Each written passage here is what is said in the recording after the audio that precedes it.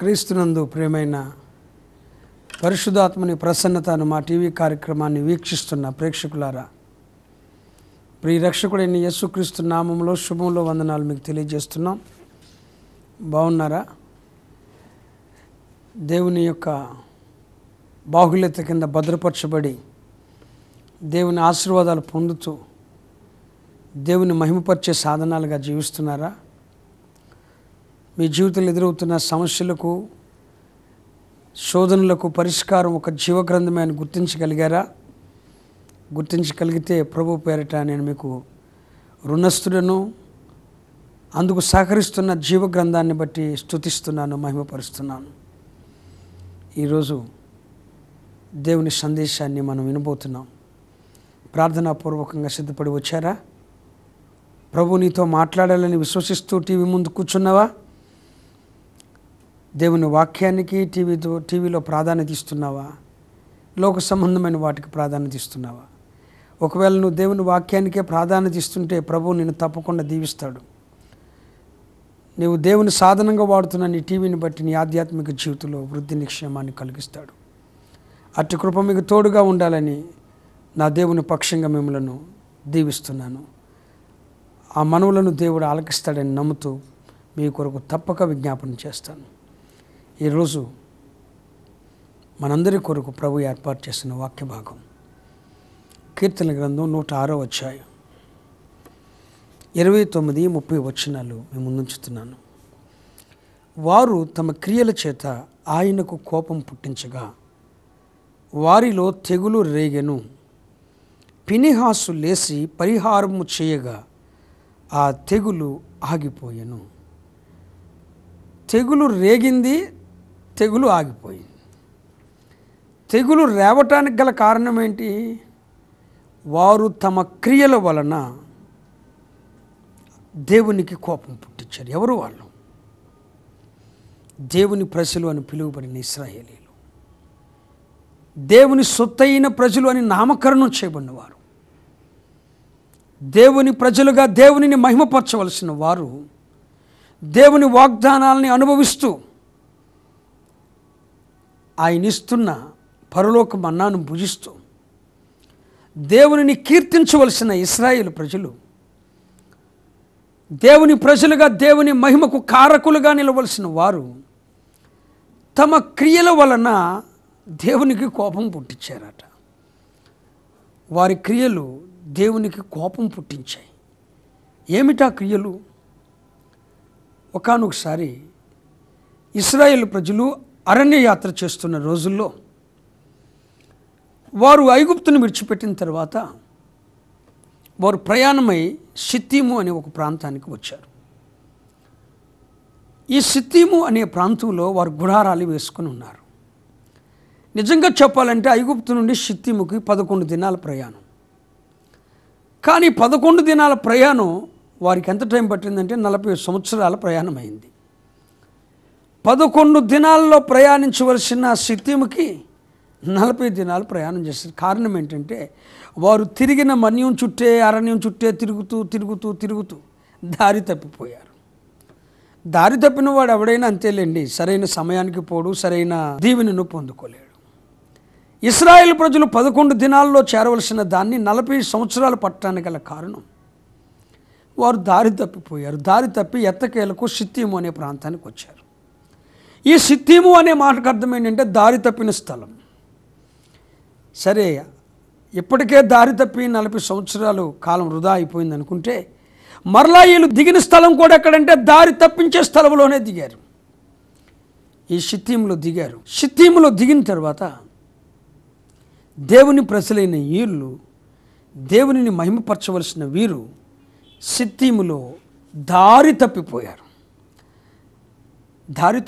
ఎలా అంటే షిత్తీమును ఆనుకుని ఉంటుంది మిద్యాను. మిద్యాన్లో ఉన్న స్త్రీలు సౌందర్యవంతులు. ఆ సౌందర్యవంతులైన స్త్రీలకు బానిసలై ఆ స్త్రీలకు లోబడిపోయి వ్యభిచార ఇచ్చలకు దిగిపోయారు. ఒకడు కాదు, ఇద్దరు కాదు, ముగ్గురు కాదు, అలా ఇశ్రాయేలు పాలెంలో ఉన్న ఒక్కొక్క పురుషుడు వాక్యపు మార్గాన్ని, ధర్మశాస్త్ర మార్గాన్ని విడిచిపెట్టి దారి తప్పిపోయి కలవకూడని జాతితో, జతకూడకూడని జాతితో జతైపోయి మిద్యానీయుల స్త్రీలతో మిశ్రమ జాతిగా మారిపోయారు. ఇలా ఇశ్రాయేలు ప్రజలు షిత్తీములోకి వెళ్ళిన తర్వాత మిద్యాను స్త్రీలతో పాపం చేసి వారితో వ్యభిచరించడం ప్రారంభం చేశారు. వారి క్రియలను చూసిన దేవుడు కోపగించుకున్నాడు. నేను మిమ్మల్ని ప్రేమించి నా ప్రజలు అని పిలుచుకున్నానే, మిమ్మల్ని ప్రేమించి నా జనాంగమని పేరు పెట్టుకున్నానే, మిమ్మల్ని ప్రేమించి నా వాగ్దానాలన్నిటికీ మిమ్మల్ని వారసులను చేశానే, మీరు చేయకూడదని నేను చెప్పిన క్రియలు చేసి నా కోపం రప్పిస్తారా అని చెప్పి కోపగించుకున్న దేవుడు వారి మీద కోపపడి తెగులు పుట్టించాడు. వారి క్రియల వలన ఇప్పుడు తెగులు రేగింది. తెగులు రేగి ఇశ్రాయేలు యొక్క పాలెములో గుడారాల్లో శవాలు ఎగిరిపోతున్నారు. మనుషులు చచ్చిపోతున్నారు. వేల సంఖ్యలో వతులైపోతున్నారు. గుడారాల్లో ఎక్కడ చూసినా ఆర్తధ్వనులు వినపడుతున్నాయి. ఏ గుడారంలో చూసినా ఎక్కడ చూసినా సావు కేకలు వినబడుతున్నాయి. ప్రత్యక్ష గుడారానికి నలుదిశలో ఉన్న ఆ పాలెములు ఎక్కడ చూసిన మరణ వార్త, చెవులు గింగురమనే మరణ వార్త వినపడింది. అప్పటికే తెగులు రేగి 24,000 మంది హతులైపోతున్నారు. వారి క్రియల వలన దేవుని ఆయాస పెట్టారు. దేవుడు కోపగించుకున్నాడు. తెగులు వచ్చింది. తెగులు రేగి 24,000 మంది చనిపోతే ఈ తెగులును ఎలా ఆపు చేయాలని చెప్పి దేవుని సన్నిధిలో అంగలార్చాడు మోసే. ప్రభువా, ఈ తెగులును ఆపటానికి నేనేం చేయాలి అని చెప్పి ఏడుస్తుంటే ప్రభు చెప్పాడు, మిద్యాను స్త్రీలతో పాపం చేసిన వారు ఇంకా మిగిలి ఉన్నారు. ఆ మిగిలిపోయిన వారిని బహిరంగంగా తీసుకెళ్ళి ఊరేయండి, అప్పుడు నా కోపం చల్లారద్దని ప్రభు చెప్తున్నాడు. సరే, దేవుని కోపం చల్లారి ఆ తెగులు ఆగిపోవటానికి ఇదిగో మిద్యాను స్త్రీలతో పాపం చేసిన వారిని ఉరి తీయటానికి మోసే సంసిద్ధుడవుతున్నాడు. ఈలోపు మరొక ఇశ్రాయేలీయుడు, ఒకవైపు చూస్తేనేమో ఇశ్రాయేలు గుడారాలన్నింటిలో తెగులు వచ్చి వేల మంది చచ్చిపోతుంటే, మరొక వైపునేమో వచ్చిన తెగులు ఆపు చేయడానికి దైవజనుడు ప్రజలు దేవుని సన్నిధిలో నిలిచి ఆయన చేయమన్నా పని చేయటానికి సంసిద్ధుడవుతుంటే, మిద్యాను స్త్రీని ఒక దాన్ని ఎంటబెట్టుకొని ఇశ్రాయేలు గుడారాల్లోకి తీసుకొని వచ్చి ఇంట్లోకి పోయి ఆ స్త్రీ తను కలిసి పడక మంచం మీద పండుకొని ఉన్నారు. ఈ విషయాన్ని ఫినెహాసు చూశాడు. ఒకవైపు తెగులొచ్చి ఇశ్రాయేలు గుడారాల్లో వేల మంది చనిపోతుంటే, మరొక వైపున దైవ సేవకుడు నిలబడి ప్రాయచిత్తం చేయటానికి పూనుకొని ఏడుస్తుంటే, ఈ తెగులును రేపటానికి ఈడు మళ్ళొక మిద్యాను స్త్రీని తీసుకొచ్చాడని చెప్పి ఫినెహాసు ఈట తీసుకుని పోయి మిద్యాను స్త్రీని తీసుకుని వచ్చిన వాణ్ణి ఆమెను కూడా ఒకే దెబ్బతో కడుపులోని దించి సంపవతలు పడేశాడు. ప్రభు చూశాడు. ప్రభు చూసి మోషేతో సాక్ష్యం ఇస్తున్నాడు.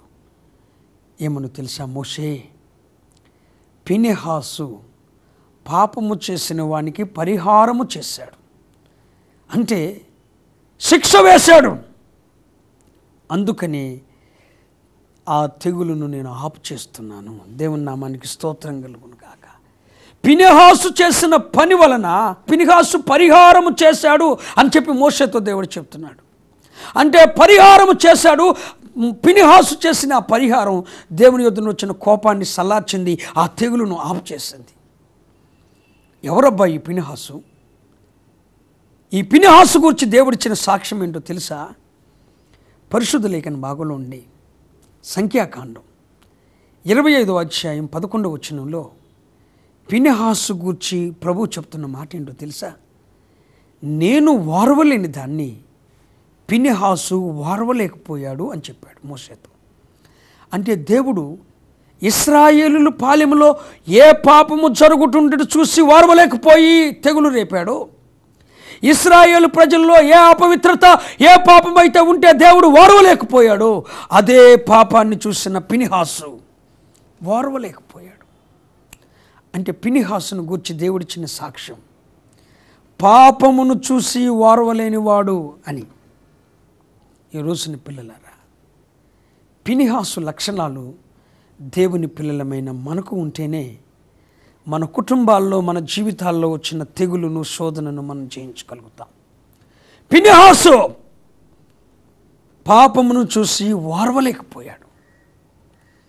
ఈ రోజున వాక్యం వింటున్న నీవు, నీ తోటి స్నేహితుడు పాపం చేస్తున్నాడన్న సంగతి తెలిసి ఎలా ఓర్చుకుంటున్నావు? నీ ప్రక్క వారు పాపస్థితికి దిగజారిపోయారని తెలిసి ఎలా ఓర్చుకుంటున్నావు? వారి నిమిత్తం పరిహారము చేయటానికి నీవు ఈట ఆడించిన అవసరం లేదు, కానీ కత్తి ఆడించిన అవసరం లేదు, కానీ వారి కొరకు ప్రాయశ్చిత్తం కలిగించే ప్రార్థన నువ్వు చేయగలిగేవా? ఫినెహాసు పాపమును చూసి ఓర్వలేకపోయాడు. నశించిపోతున్న జనాంగం, తెగులు వచ్చి శోధన గుండా వెళ్తున్న జనాంగాన్ని చూసి ఓర్వలేకపోయాడు. కానీ ఈ రోజున విశ్వాసులైన పిల్లలు పాపమును చూసి ఓర్వలేకపోవటం కాదండి, ఎవడైనా దేవుని సన్నిధిలో వాడబడుతున్నాడంటే వాడిని చూసి ఓర్వలేరు. ఎవడైనా పాట బాగా పాడుతున్నాడంటే వాడిని చూసి ఓర్వలేడు. ఎవరినైనా దేవుడు బలంగా వాడుకుంటున్నాడంటే వాడిని చూసి ఓర్వలేరు. అసూయ ద్వేషం అనే ఓర్వలేని తన ముందు కానీ పాపమును చూసి ఓర్వలేని స్థితి క్రైస్తవునికి లేదు. కానీ ప్రభు ఫినెహాసు ద్వారా నీకు నేర్పిస్తున్నాడు. నువ్వు నిజమైన క్రైస్తవునివైతే, యేసు బిడ్డవైతే పాపము జరుగుతున్న ప్రాంతాన్ని చూసి ఓర్వకూడదు. వారి నిమిత్తం ప్రాయశ్చిత్తం చేయటాన్ని చేతులెత్తాలి. నీ పట్టణం, నీ గ్రామం, నీ కుటుంబంలో పాపం జరుగుతుంటే నీవు చూసి ఓర్వకూడదు. కానీ ఈనాటి క్రైస్తవులు ఎలా సరిపోయారంటే, కీర్తనల గ్రంథం 50వ అధ్యాయం 17వ వచనం కాండి నేను చదువుతాను, వినండి. దిద్దుబాటు ఈనాటి క్రైస్తవులకు అసహ్యం. ఎవరైనా మంచి మాటలు చెప్తే వారి మాటలను వెనక్కి త్రోసివేస్తారు. 18వ వచనం, వారు దొంగలను చూసినప్పుడు వారితో ఏకీభవిస్తారు, వ్యభిచారులను చూసినప్పుడు సాంగత్యం చేస్తారు. అంటే మనం దొంగతో ఏకీభవిస్తాం, వ్యభిచారితో సాంగత్యం చేస్తాం, కీడు చేయాలని మన నోరు తెరుస్తాం. మన నాలుక అబద్ధాన్ని కల్పించుకుంటుంది. మనం కూర్చుండి మన సహోదరుల మీద కొండేలు చెప్తాం, లేనిపోయిన ఆటల్లో పెట్టుకుంటాం. కానీ పాపము జోలికి వెళ్ళిన వారిని గూర్చి మనం ప్రాయశ్చిత్తం చేయం. కానీ ఇక్కడ ఫినెహాసు చూడండి, పాపము ఉన్న స్థితిని చూసి, పాపమును చూసి ఓర్వలేకపోయాడు. కానీ మనమైతే పాపముతో ఏకీభవిస్తున్నాం, పాపం చేసేవారితో ఏకీభవిస్తున్నాం. దొంగతో చూస్తే దొంగతో ఏకీభవిస్తాం, వ్యభిచారితో చూస్తే వ్యభిచారితో ఏకీభవిస్తాం, అందరితో ఏకీభవించేస్తాం. అంతా ఒకటే అన్నట్టు తిరిగిపోతాం. కానీ ఏకీభవించలేదు ఫినెహాసు. పాపమును చూసి ఓర్వలేకపోయాడు. అందుకని అతడు పరిహారం చేయటానికి సరిపోయాడు. నీవు పాపమును చూసి ఓర్చుకుంటూ, నీవు పాపం చేస్తూ పాపం చేసేవాడికి పరిహారం చేయటానికి నువ్వు సరిపోవు. పాపం చేసేవాడు వెంక ఏలెత్తి చూపటానికి నువ్వు సరిపోవు. పాపం చేసేవాడికి పరిహారం చేయటానికి ఫినెహాసు సరిపోవడం గల కారణం ఏంటో తెలుసా? అతడు పాపమును చూసి ఓర్వలేకపోయాడు. పాపమును తన జీవితంలోనికి రానివ్వలేదు. పాపం పాపం పాపం ఏమిటి పాపం? ఆజ్ఞాతిక్రమే పాపం కాదా? నశించిపోతున్న జనాంగం కోసం ప్రార్థన చేయకపోవటం పాపం కాదా? నీ తోటివానికి మేలు చేయాలని తెలిసి మేలు చేయకపోవటం పాపం కాదా? ఇంతకు మించి పాపాలు ఏమున్నాయి? అందుకే మన కుటుంబాల్లో తెగులు. ఆనాడు ఇశ్రాయేలు పాలెంలో తెగులు రేగటానికి వారి పాపములు, ఆ తెగులును ఆపి పరిహారం చేయటానికి ఫినెహాసుని దేవుడు ఆడుకున్నాడు. ఫినెహాసుని దేవుడు ఆడుకుంటా గల కారణం, అతడు పాపమును చూసి ఓర్వలేకపోయాడు. రెండవది, సంఖ్యాకాండం 25వ అధ్యాయం 13వ వచనంలో ఫినెహాసు గూర్చి దేవుడు మరొక సాక్ష్యాన్ని ఇస్తున్నాడు. అతడు దేవుని విషయముల యందు ఆసక్తి కలిగినవాడు. ఏ విషయాలండి? లౌకిక విషయాల కానే కాదు. లోక సంబంధమైన విషయాల్లో నీకు ఆసక్తి ఉంది, కానీ ఫినెహాసుకు దేవుని విషయముల యందు ఆసక్తి కలిగినవాడు. ఈ రోజున వాక్యం వింటున్న నీవు దేవుని విషయము అంటే ఆసక్తి చూపావు, సంఘ విషయం అంటే ఆసక్తి చూపావు, భక్తిపరమైన విషయం అంటే ఆసక్తి చూపావు, నీ జీవితాన్ని వాక్యానుసారంగా మలిచే విషయం అంటే ఆసక్తి చూపావు. కానీ లౌకికమైన విషయాల్లో మాత్రం ఆసక్తి చూపుతావు. నువ్వు తగువులు చేయటానికి, దన్నాలు చేయటానికి, ఇతరులను మోసం చేయటానికి, ఇతరులు దాన్ని నరుపుకోవటానికి నువ్వు బాగా ఆసక్తి చూపుతావు. కానీ ఫినెహాసు లోక సంబంధమైన వాటి మీద ఆసక్తి చూపలేదండి, ఆత్మ సంబంధమైన విషయాల మీద ఆసక్తి చూపాడు. అంతేకాదు దేవుని విషయముల యందు ఆసక్తి కలిగిన వాడు.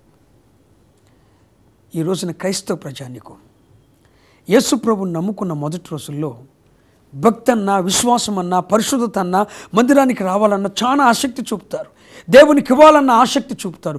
కానీ రాను రాను రాను రాను ఆ ఆసక్తి సన్నగిల్లిపోద్ది, మొదటి ఆసక్తి పోగొట్టుకుంటారు.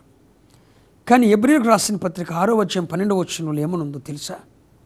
మీ నిరీక్షణ పరిపూర్ణమగు నిమిత్తము మీరిది వరకు చూపిన ఆసక్తి తుది వరకు కలిగి ఉండండి. ఒక క్రైస్తవుని యొక్క ఆసక్తి మధ్యలో అణగారిపోయేదిగా ఉండకూడదు. ఒక విశ్వాసలో ఉన్న ఆసక్తి భక్తిలో జీవించాలనే ఆసక్తి, పరిశుద్ధత కలిగి జీవించాలనే ఆసక్తి, దేవునికి ఇవ్వాలి అనే ఆసక్తి, సేవా కార్యక్రమాల్లో పాల్గొవాలనే ఆసక్తి, సువార్త ప్రకటించాలనే ఆసక్తి మొదట ఉన్నట్టు తుది వరకు ఉండాలి. అదండి ఆసక్తి అంటే. ఫినెహాసు దేవుని విషయములు యందు ఆసక్తి కలిగినవాడు. నీవు కూడా సంఘపరమైన విషయాల్లో, సేవాపరమైన విషయాల్లో, సువార్త ప్రకటించే విషయాల్లో, ఇతరుల కొరకు ప్రార్థించే విషయాల్లో, చేతులెత్తి విజ్ఞాపన చేసే విషయంలో ఆసక్తి కలిగిన వాడవై ఉండాలి. అది ఫినెహాసు ద్వారా దేవుని జీవితానికి, నా జీవితానికి నేర్పుతున్న సత్యం. ఫినెహాసు పాప పరిహారం చేయటానికి అతడు పాపమును చూసి ఓర్వలేనివాడు. రెండవది దేవుని విషయములు యందు ఆసక్తి కలిగినవాడు. మరొక విషయాన్ని నేను మీతో చెప్తాను. న్యాయాధిపతుల గ్రంథం 20వ అధ్యాయం 28వ వచనంలో చూస్తే, దేవుని మందసం ఎదుట నిలువబడేవాడు అని రాసింది. ఎక్కడండి? దేవుని మందసం ఎదుట. అంటే ఫినెహాసు జీవితంలో దేవుని మందసం ఎదుట నిలబడిపోయాడవాడట. ఇశ్రాయేలు ప్రజలకు దీవెనకరమైంది దేవుని మందసం. ఇశ్రాయేలు ప్రజలకు దేవుని ప్రత్యక్షతను కనుపరిచేది దేవుని మందసం.